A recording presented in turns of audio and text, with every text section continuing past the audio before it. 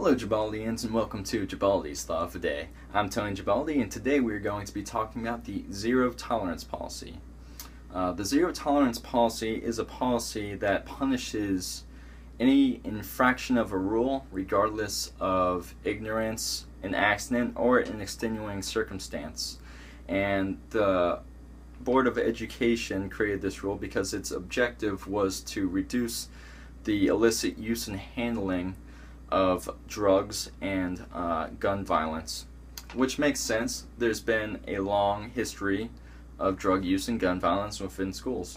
Do I think this is going to change? No, and I'll tell you why. The board never really gave details on what type of weapon or what type of drug get serious consequences. They couldn't tell you, oh, so with this weapon you're going to do this, or with this drug you're going to do this. And because they don't have any, concrete form to say what's what, anything that the staff or whatever thinks could even be considered a drug or a weapon will get serious consequences such as suspension and or expulsion. And these cases are just coming up left and right. It's widespread throughout the U.S. Let me give you some examples. Within high schools now, there's been cases of kids getting suspended for having nail clippers, because, I guess they can cut past your nails, and rubber bands, because who knew that besides a little flick on your wrist, it could actually kill you.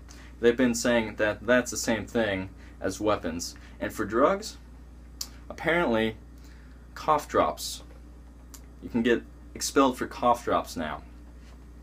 Like, what the hell? Like, if I have a cold nowadays and I happen to be back in school, I could just be like, yo man, let me just do some heroin right now, right? Like, the same risk as cough drops, or let me just do some coke and all that, because Fruit Loops gotta follow your nose. But it's pretty much just, it leaves there's no sense in what they're doing right now. And the sad thing is that it doesn't just stop with high schools. It's actually moved down to middle schools and even elementary schools. Let me give you some examples. A 10-year-old got suspended for aiming a fake bow and arrow. Yeah, a fake bow and arrow at a classmate. She told to the teacher, and the teacher told the principal. What happened? Suspended for a week. So if I was just like, right there, I guess I'm automatically suspended for a week if I'm a little kid now.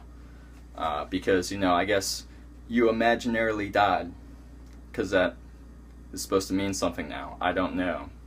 Moving on, an 8-year-old got threats of being expelled for drawing ninjas, Star Wars characters, and oh my god, wait, zombies. Yes, zombies. The undead is real, ladies and gentlemen. Let me tell you that. Apparently, I don't know what they're thinking. Maybe they're thinking, oh, swine flu causes zombies. I thought we got past that. I can't handle it. Going further, a 7-year-old got suspended for gnawing a Pop-Tart into supposedly a gun, the shape of a gun.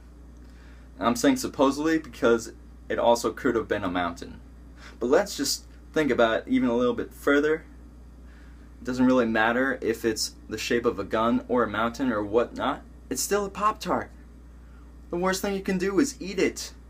It's edible. Maybe, actually, no. The worst thing that a Pop-Tart could do is just ruin the floors. Just flakes everywhere, and you'll just have to clean that up forever. That's the worst thing. And even now, moving farther down the road, a 6-year-old got expelled and got charged for sexual harassment for kissing a classmate. I'm pretty sure at the age of 6, kids don't know what love is. Maybe they do. I don't know. I'm a kid from the 90s. It was different then. But sexual harassment? Are you serious? Are you serious right now? I don't understand it. And, the school board should be worried right now, because no longer are public schools the the only option for education now. Online classes and even homeschooling are becoming more popular. So they need to change something. And don't fret, school board, if you're listening. I have just the thing. I've created something called the common sense policy. Yep, just 3 basic questions you need to ask yourself when something goes on. 1. Is this action legitimate? And what I mean by that is this a Pop-Tart gun, or is this, a real gun? Moving on. Does this action impact the individual or others? So, how will this Pop-Tart hurt the person holding it and others? Or will an actual gun hurt the person and others?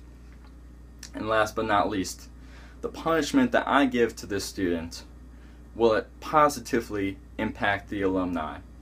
And what I mean by this is, based on the previous actions done by the student, what is the appropriate punishment that should be given?